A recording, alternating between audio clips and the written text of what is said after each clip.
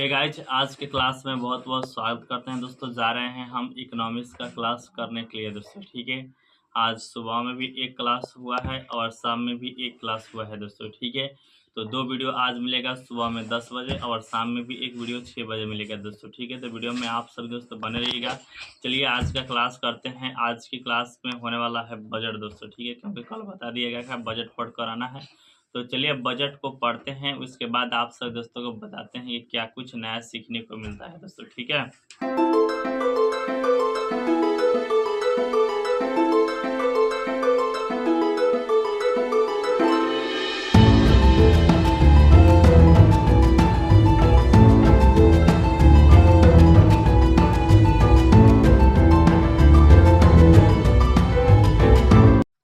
तो हम पढ़ रहे थे बजट का क्लास दोस्तों। तो हमारा बजट का क्लास अब हो चुका है समाप्त दोस्तों। ठीक है, तो चलिए आपको बताते हैं बजट वाले चैप्टर से, बजट वाले क्लास से क्या कुछ नया सीखने को मिला है दोस्तों। ठीक है, तो आज की क्लास की शुरुआत होती है दोस्तों बजट। जो बजट शब्द है वह फ्रेंच शब्द है और लिया गया है बजट से, जिसका अर्थ होता है एक चमड़े का थैला दोस्तों। ठीक है, उसके बाद बजट कहते किसे हैं, तो बजट एक वित्तीय वर्ष का रूपरेखा है। कहने का मतलब कि एक वर्ष में कितना पैसा कहाँ कहाँ से आएगा और कितना पैसा कहाँ कहाँ जाएगा, उसका एक रूपरेखा है दोस्तों। ठीक है, उसका एक मॉडल है, इसे ही हम लोग बजट कहते हैं। बात की जाए तो बजट कैसे बनता है, तो वित्त मंत्रालय के अधीन एक मंत्रालय होता है जिसका नाम होता है दोस्तों आर्थिक मामलों का विभाग दोस्तों। ठीक है, आर्थिक मामलों का विभाग में दो प्रकार का विभाग बना हुआ है। एक होता है दोस्तों बजट डिवीजन, जो बजट को तैयार करता है दोस्तों। ठीक है, और दूसरा होता है दोस्तों इकोनॉमिक डिवीजन, जो आर्थिक सर्वेक्षण को तैयार करता है दोस्तों। ठीक है, अब बात कर लें कि बजट की चर्चा कहाँ कहाँ पे दिया गया है दोस्तों, संविधान में।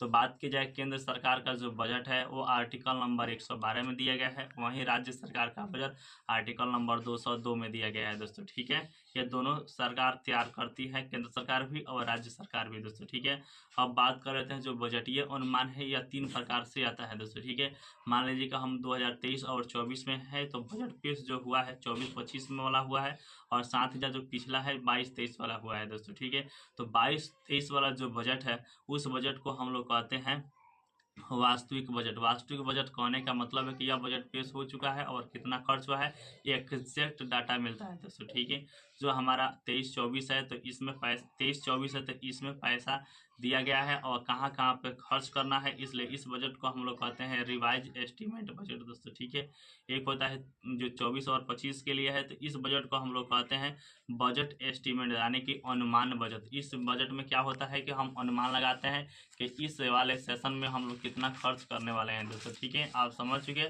उसके बाद दोस्तों अब बात करना है बजट को तैयार करने की प्रक्रिया दोस्तों। मेकिंग ऑफ बजट कैसे तैयार होता है आइए आपको बताते हैं। ठीक है, तो बजट बजट बजट पेश करने से 6 से 7 महीना पहले ही तैयार करने का प्रक्रिया शुरू हो जाता है। अक्टूबर और सितंबर अक्टूबर में ही तैयार करना शुरू हो जाता है। तैयार कौन कौन विभाग करता है, तो तैयार करता है दोस्तों वित्त मंत्रालय, नीति आयोग प्लस में सीएजी दोस्तों। ठीक है, यह तीनों मंत्रालय मिलकर बजट को तैयार करता है। ठीक है, अब बात कर लेते हैं बजट 4-5-6 प्रकार से आता है दोस्तों। 6 प्रक्रिया पर गुजरना होता है। पहला होता है कि सबसे पहले सरकार राजस्व एवं व्यय का अनुमान लगाती है दोस्तों। ठीक है, नंबर 1 पॉइंट है सरकार राजस्व और व्यय का अनुमान लगाती है कि कहाँ कहाँ से कितना पैसा खर्च करना है दोस्तों। ठीक है, यह अनुमान लगाया जाता है। दूसरा नंबर पर होता है दोस्तों बजटीय घाटों का अनुमान। कहने का मतलब है कि इसमें पैसा किस क्षेत्र से कितना आएगा, किस क्षेत्र को कितना पैसा देना है, इसमें ध्यान रखा जाता है दोस्तों। ठीक है, तीसरा होता है बजटीय घाटे को कम करना। मान लीजिए कि किसी भी काम को करने के लिए कितना मैंने ज़्यादा बजट तैयार हो गया। ठीक है, उस बजट में संशोधित करके संकीर्ण करना ही बजटीय घाटों को कम करना कहलाता है दोस्तों। ठीक है, चौथा आता है बजट का प्रस्तुतिकरण एवं अनुमोदन दोस्तों। ठीक है, तो इसमें भी 4 पॉइंट दिया गया है। पहला ए नंबर पॉइंट में दिया गया है बजट को प्रस्तुत करना। दूसरा जब बजट प्रस्तुत होगा तब उस पर आम चर्चा होगा। उसके बाद दोस्तों आम चर्चा होने के बाद दोस्तों विभागीय समितियों के द्वारा उसको जांच किया जाता है और साथ ही साथ मांगों के अनुदान पर मतदान होता है कि यह सही है दोस्तों। ठीक है, उसके बाद दोस्तों तो इसमें भी पॉइंट बनाया गया है। तो फर्स्ट वाला के कहते हैं इकोनॉमिक कट मोशन दोस्तों। यह क्या होता है इकोनॉमिक कट मोशन, तो इसमें जो बजट आया है उसमें थोड़ा पैसे को कम करना। ठीक है, इकोनॉमिक कट वजन कहलाता है। ठीक है, कट मोशन कहलाता है। दूसरा होता है दोस्तों टोकन कट मोशन, जिसमें कम से कम आपको 100 रुपया तक कम कराना ही होता है दोस्तों, ठीक है। तीसरा होता है पोलिंग कट मोशन, इसमें क्या होता है कम से कम 1 रुपया तक आपको कम कराना होता है दोस्तों, ठीक है। तो ये चौथे नंबर में था। 5वें नंबर में आता है दोस्तों विनियोग विधेयक को पारित करना, जो कि आर्टिकल नंबर 114 में है। और छठा नंबर में है वित्त विधेयक से पारित करना दोस्तों, ठीक है। तो इस प्रकार से बजट को तैयार करने की प्रक्रिया होती है दोस्तों, ठीक है, जो हमने आप सभी दोस्तों को बहुत अच्छा तरीका से बता दिया है। उसके बाद बजट से संबंधित कुछ तथ्य, जो महत्वपूर्ण तथ्य है, उसको लिखाया गया जो फैक्चुअल है दोस्तों, ठीक है, जो एग्जाम में पूछा जाता है। जैसे कि भारत में सर्वप्रथम बजट कब पेश किया गया, तो भारत का सर्वप्रथम बजट आया था 7 अप्रैल 1860 ईस्वी में दोस्तों, ठीक है। उसके बाद आज़ाद हिंदुस्तान का पहला बजट कब पेश किया गया, तो 26 नवंबर 1947 को आर.के. शनमुखम शेट्टी द्वारा पेश किया गया है दोस्तों, ठीक है। और गणतंत्र भारत का पहला बजट 28 फरवरी 1950 को जॉन मथाई के द्वारा पेश किया गया था। अब बात कर लेते हैं 1950 में जो बजट था राष्ट्रपति भवन में प्रकाशित होता था, लेकिन लीक हो जाने के कारण यह दोस्तों मिंटो रोड में प्रकाशित होने लगा। लेकिन बाद में 1980 से अब दिल्ली में ही है एक ब्लॉक रोड नॉर्थ ब्लॉक, ठीक है, नॉर्थ ब्लॉक में अब प्रकाशित होता है बजट दोस्तों, ठीक है। अब बात कर लेते हैं कि 1955 और 56 वाले बजट को हिंदी में प्रकाशित हुआ था। क्या हिंदी में प्रकाशित हुआ, उससे पहले दोस्तों इंग्लिश में प्रकाशित होता था बजट, ठीक है। अब बात करें तो भारत में 3 प्रधानमंत्री ही हुए हैं ऐसे जो बजट को पेश किए हैं। पहला दोस्तों पंडित जवाहरलाल नेहरू, जो 58 और 59 में पेश किए थे। दूसरी थी प्रथम महिला, जो कि इंदिरा गांधी थी, जिन्होंने बजट पेश किया था 1970 और 71 में। तीसरे थे राजीव गांधी, जिन्होंने पेश किया था 1987 और 88 में दोस्तों, ठीक है। अब बात करते हैं 1924 में रेल जो बजट था उसे आम बजट से अलग कर दिया गया था दोस्तों, ठीक है। लेकिन 2017 में फिर से रेल बजट को आम बजट में शामिल कर दिया गया है दोस्तों, ठीक है। और इसी में एक और प्रावधान जोड़ा गया, जिसमें जो बजट था वह शाम में पेश होता था दोस्तों, ठीक है। जो बजट था वह फरवरी के अंतिम कार्य दिवस में पेश होता था, लेकिन इसी में जो 2017 से जो बजट है फरवरी के पहला कार्य दिवस में पेश होने लगा दोस्तों, ठीक है। जो 1973 से 74 वाले बजट को हम लोग कहते हैं ब्लैक बजट, क्योंकि सरकार को इसमें 500 करोड़ का राजकोषीय घाटा लगा था दोस्तों, ठीक है, जिसके दिया था वाई.बी. चमन ने। उसके बाद दोस्तों उसे 1991 और 92 बजट को ई पॉल बजट कहा जाता है। क्या कहा जाता है, ई पॉल बजट कहा जाता है। और इसे डॉक्टर मनमोहन सिंह ने पेश किया था दोस्तों नई आर्थिक नीति के समय, ठीक है।